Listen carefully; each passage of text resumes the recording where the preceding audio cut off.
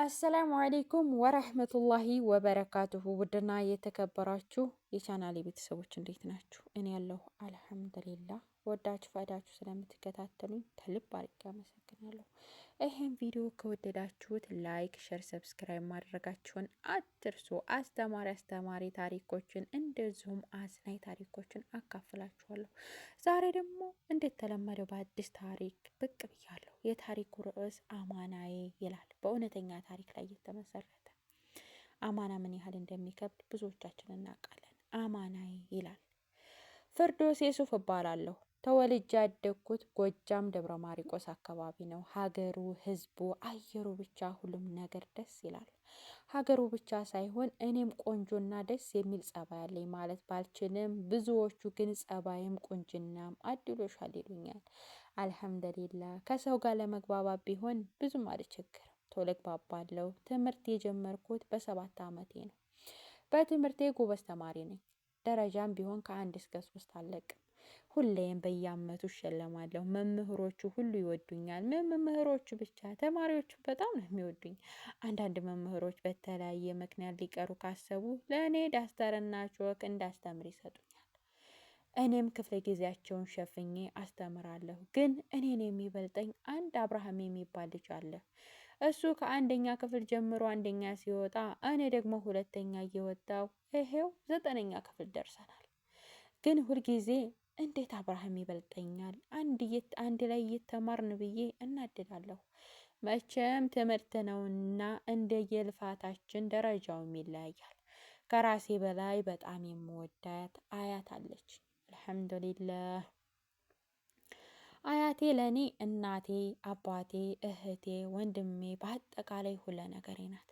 ደግሞ የሚገርመው ፍርዶስ ብላ አትጠራኝም፣ አማናዬ ነው የምትለኝ። ወላሂ ምክንያቱንም አላቅም። ሁልጊዜ ጠይቃታለሁ። ግን አንቺ ገና ልጅ ነሽ፣ ስታድጊ እነግርሻለሁ፣ አሁን ብነግርሽ አትረጅኝም ትለኛለች። እኔም እንዴ አያቴ የ9ኛ ክፍል ተማሪ እኮ ነኝ፣ እኔ ህፃን እባላለሁ ብዬ አኮርፋታለሁ። እሷም ጠጋ ብላ ጸጉሬን እያሻሸች አማናዬ የኔ ውድ ቃል እገባልሻለሁ፣ አንድ ቀን ሁሉንም ነገር አስረዳሻለሁ ትለኛለች፣ በስስት አይኖቿ እየተመለከተች።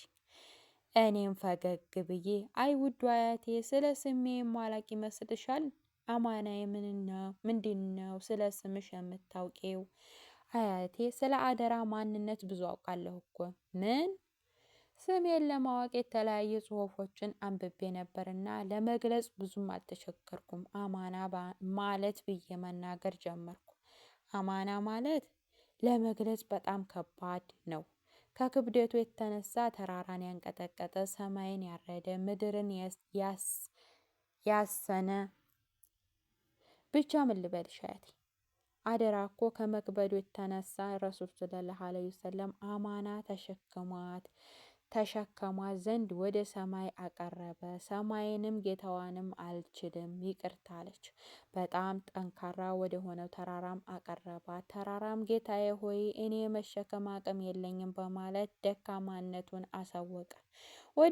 ወደ ምድር ይዞት ቀረበ። ምድር ጌታዬ እኔ አልችልም ብላ ተመሳሳይ መልስ አቀረበች።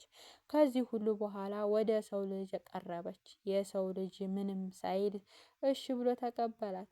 አላህንም ይህንን ክስተት እንዲህ ብሎ ነግሮናል።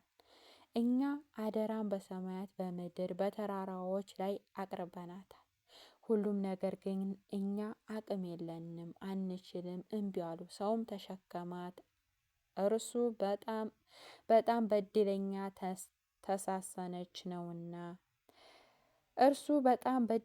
ተሳሳች ነውና። እንግዲህ ሀያቴ ከዚህ ሰዓት አንስቶ የሰው ልጅ ላይ አደራ እንዲጠብቅ ኃላፊነት የተሰጠው ወደ አያቴ ብዙ ሰው አደራ መጠበቅ ይታወቅ ይሆናል። ብዙ ነቢያቶች አላህን ከፈጡራቸው ጋር ካስተዋወቀ የአላህንም ሀቅ ከገለጹ በኋላ ቀጣይ ተግባራቸው የሚሆነው የፍጡሩን ሀቅ የሆነውን አማና አደራ በመጠበቅ ላይ ማስተማር ነው።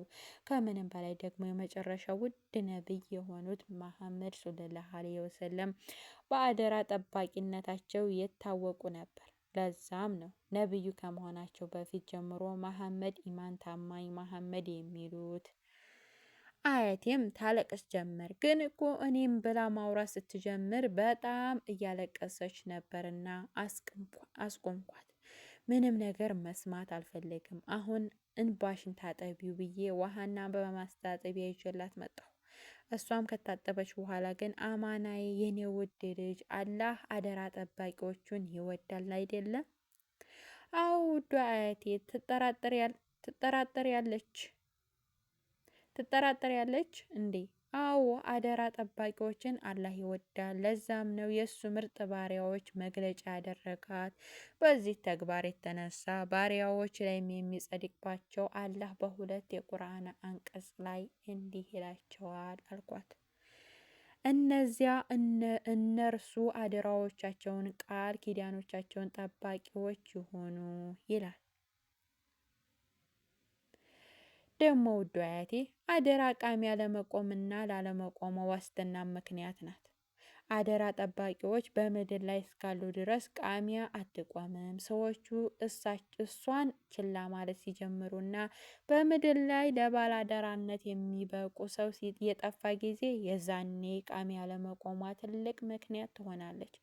ነብዩ ሰለላሁ ዐለይሂ ወሰለም ቃሚያ መቼ እንደሆነች አንድ ሰው ሲጠይቃቸው እንዲህ አሉ። አደራ በጠፋች ጊዜ ቃሚያ ትጠባበቅ። ጠያቂውም ደንገጥ ብሎ እንዴት ነው የምትጠፋው ሲል ጠየቀ። ረሱል ሰለላሁ ዐለይሂ ወሰለም እንዲህ አሉ። የአንድ ጉዳይ ኃላፊነት የማይገባው አካል ላይ ከተጣላ የዛኔ ቃሚያ ተጠባባቂ ሲሉ ነገሩት። የዛኔ ቃሚያን ተጠባበቅ ሲሉ ነገሩት። አያቴም ይሄን ከሰማች በኋላ እዛው ውብ አይኖቿ በአንድ ደም ለበሰ። እኔ ምን ሆነሽ ነው የምታለቅሽው? አስቀየምኩሽ እንዴ አያቴ? በአላህ አውፍ በይኝ። ሁለተኛ እንደዚህ አይነት ንግግር አይደገመኝም። አማናዬ የኔ ውድ፣ እኔ እኮ ብዙ አደራ አለብኝ ግን አንድም አልተወጣሁም እያለች ማልቀስ ጀመረች። አረ በአላህ አያቴ ቆይሽ አደራሽ ምንድን ነው ብዬ ነው እንደዚህ የሚያስለቅስሽ? አማናዬ ውድ፣ ለሁሉም ነገር ጊዜና ቦታ አለው። አሁን አልነግርሽም፣ ግን ወላሂ ዛሬ ኮርቼብሻለሁ። እንዴ አያቴ ምን አድርጌ ነው ደግሞ የኮራሽብኝ? ስለ አደራ ምንነት፣ አደራ ሲጠፋ የውመል ቂያማ የመድረሱ ምልክቶች መካከል አንዱ እንደሆነ በደንብ ነገርሽኝ።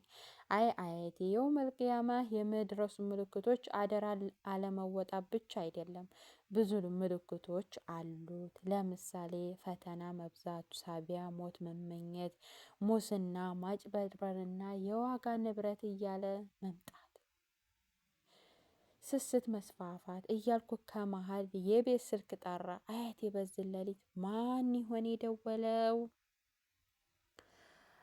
ሰላሙ አለይኩም ሀያት ነኝ። ወአለይኩም ሰላም ሀያት የኔ ውድ፣ በሰላም ነው የጠፋሽው? ወላሂ ምን ሁና ነው የጠፋችው እያልኩ እየተጨነኩ ነበር እየተባባሉ በናፍቆት ያወሩ ጀመር።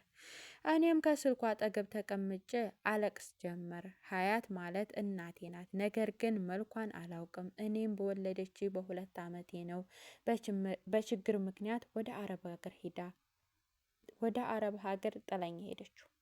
አባቴም እንደዛው። ግን አባቴ እንደ እናት በስልክ አውርቼው ድምፁን ሰምቼው አላውቅም። በስም ብቻ ነው። የሱፍ ከመባል ውጭ ሌላ ነገር ምንም አላውቅም። መልካቸውንም ሆነ ባህሪያቸውንም ለማወቅ ለራሱ ፎቶዎቻቸውን፣ የተለያዩ ጽሁፎችን ብፈልግ ምንም ስለነሱ ፍንጭ ነገር ላገኝ አልቻልኩም። በዚያ ላይ ሰፈራችን ወጣ ያለ ስለሆነ አንድ ብቻ ሙስሊም ጎረቤት እንጂ ሌላ የለንም። አያቴ ብትሆን ከነሱ ጋር ብቻ እንጂ ከሰፈር ወጣ ብዬ ሌላ ቦታ እንዲጫወት አትፈቅድልኝም። ብቻ አያቴ በጣም ቁጥጥር ታበዛብኛለች። የት ሄድሽ? ከየት መጣሽ? ማን ጓደኛሽ? ዛሬ ምን ተማርሽ? የሁል ጊዜ ጥያቄዋ ነው። ኧረ አንዳንዴማ እንደውም ትምህርት ቤት ሳይቀር እየሄደች መምህሮችን በትምህርቷ አማናዬ እንዴት ናት ብላ ትጠይቃለች። ብቻ ይሄ ቁጥጥር ትምህርት ቤት ላይ ትኩረት እንዲሰጥ አግዞኛል እንጂማ ቁጥጥር ባይኖር ዛሬ ምን ተማርሽ ብትለኝ ምን እላታለሁ የሚለው ሳላስብ ባልተከታተልኩል ነበር። ደግሞ ከሁሉም ግርም የሚያደርገኝ ማንኛውንም ዘመድ ሲመጣ ሰላም ካልኩ በኋላ ጎረቤታችን ቤት መክያ የምትባል ከኔ እኩያ የምትሆን ጓደኛ አለችኝ። እሷ ጋር ነው እንድጫወት የምትልከኝ። ሌላ ሀገር ሰርግ ምናምን ከሆነ ልሂድ ብላትም እሺ አትለኝም። ብቻ ከሰው ጋር እንዳወራ አትፈቅድልኝም። ቢሆንም ግን አያቴ በጣም ወዳታለሁ። ሁልጊዜም በትምህርቴም ሆነ በቂራአት ጠንካራ ጎበዝ እንዲሆን ትመክረኛለች። ልክ እንደ እናትሽ በጣም ጨዋ ዝምተኛ መሆን አለብሽ ትለኛለች። ለመሆኑ ብፈልግም ግን አይደለሁም። መናገር ያለብኝም ቦታ ላይ በደንብ እናገራለሁ። ዝም ማለት ካለብኝ እላለሁ።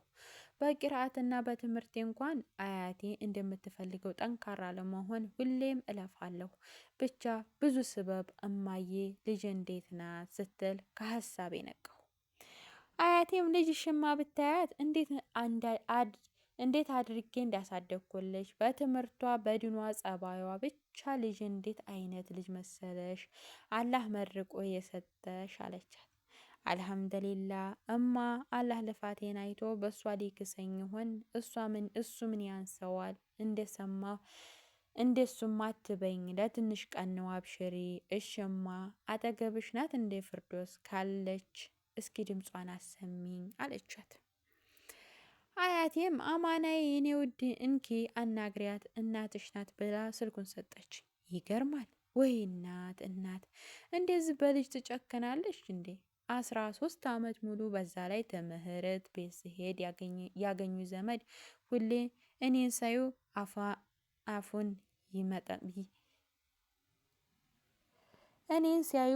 ይመጥና እናትሽ እኮ እንዴት ናት? እንዴት አይነት ቸር ሰው ነበረች? ለሰው ልጅ ያላት ክብር፣ ፍቅር፣ ጸባይ፣ አረ ሁላ ነገሯ። አባትሽስ ቢሆን ያንን ሁሉ ያደረገው ይሉኛል። ወላሂ እኔም በጣም እየጨነቀኝ ነው። ያሁኑን ያርገውና ምን ማለት ነው? ሰው ሲሞት ነው ያሁኑን ያርገውና የሚባለው።